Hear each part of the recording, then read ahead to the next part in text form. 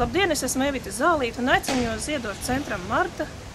Un centrā Marta sievietes solidarizējās, ne tikai sievietes, bet arī vīrieši, lai palīdzētu vardarbībā cietušām sievietēm. Mēs visi šai pasaulē esam dažādi. Un bieži vien no žurnāla vākiem un no filmām mēs redzam ļoti spēcīgas personības, kas prot cīnīties ar dzīvi un ar likstām, bet reālajā dzīvē bieži daudz savādāk. Un arī mums blakus reizēm ir cilvēki, kuri cieši ļoti smagi no vardarbības, visāda veida vardarbības. Tie var būt mūsu kaimiņi, tie var būt mūsu radi, tie cilvēki, kurus mēs ikdienā redzam, bet cenšamies pievērt acis, jo reizēm mums vājie vienkārši nepatīk. Es jūs aicinu arī, esiet līdzdalīgi un neesiet vienaldzīgi. Esiet atbildīgi pret cilvēkiem, kas jums ir līdzās.